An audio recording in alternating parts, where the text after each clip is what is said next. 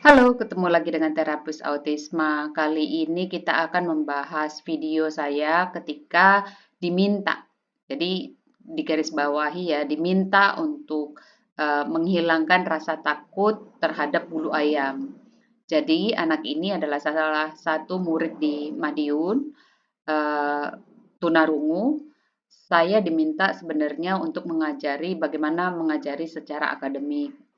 Setelah selesai mengajar, orang tuanya meminta saya untuk menghilangkan rasa takut si anak terhadap bulu ayam.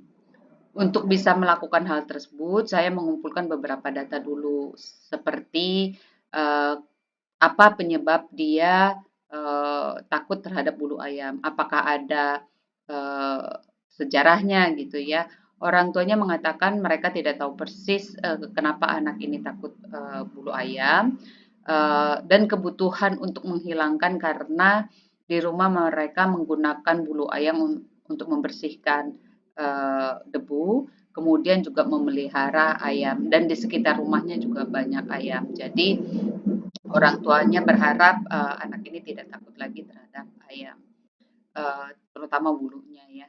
Eee, dalam keseharian memang orang tuanya memperhatikan teman-temannya itu akan, eee, seperti menjejali ya atau menakut-nakuti. Sebenarnya, niatnya kata orang tua, si anak, bukan untuk menakut-nakuti tapi untuk berani. Jadi, diperlihatkan gitu. Eee, dari hasil interview tersebut, saya berpikir bahwa kemungkinan anak ini sebenarnya nggak terlalu takut, tapi karena bagaimana orang di sekitarnya mempresentasikannya yang membuat anak ini semakin takut. Nah, ini sebenarnya video sangat singkat ya, sekitar 20 detik saja kurang lebih. Tapi sebenarnya prosesnya juga nggak panjang-panjang amat. Saya memulai dengan anak ini diberikan distraksi ketika dia melihat bulu ayam. Jadi anak ini disuruh menggambar, tapi ada kemoceng di dekat anak.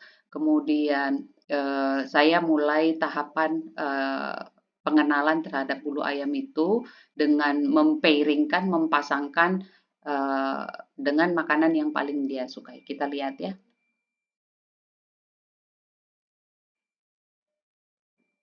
Kenain dong. Pegang. Ya,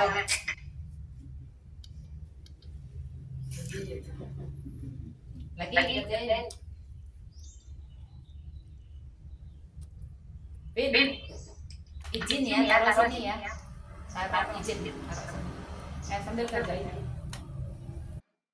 Oke, seperti teman-teman bisa lihat, apapun yang akan saya lakukan itu saya akan memberitahukan ke si anak supaya dia bisa lebih mempersiapkan diri sehingga eh, secara mental dia tidak khawatir dan saya mulai membangun kepercayaan dia terhadap kehadiran saya dan kehadiran si kemoceng tersebut. Kita lihat lagi ya.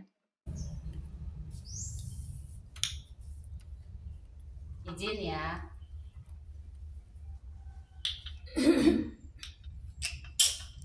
Pina mana ini? Elus lagi. Pegang ini. Pegang dulu. Ayo, pegang dulu. Ini biar nggak kejauhan di sini.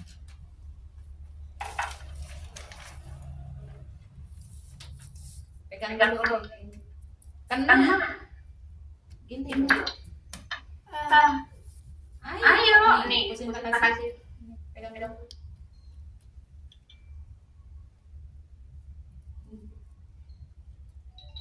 Ayo.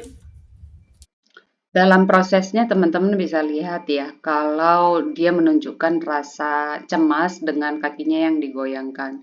Nah, di sini saya berusaha untuk tidak menyentuh tangan si anak, jadi ada kesan memaksakan dia untuk pegang. Jadi kesiapan itu berasal dari anak itu sepenuhnya. Yang saya bisa lakukan adalah memposisikan memegang kemoceng itu dengan sesuatu yang enak, yaitu makanan gitu ya.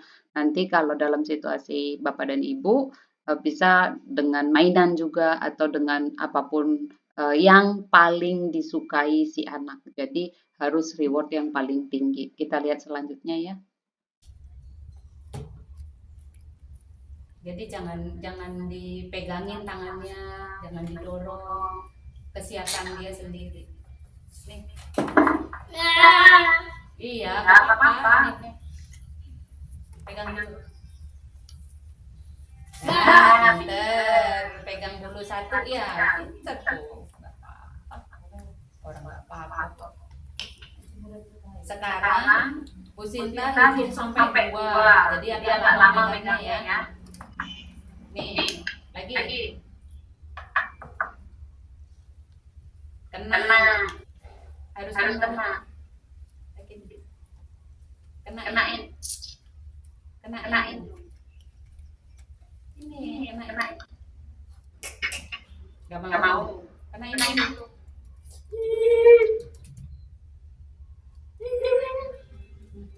Kenain dulu.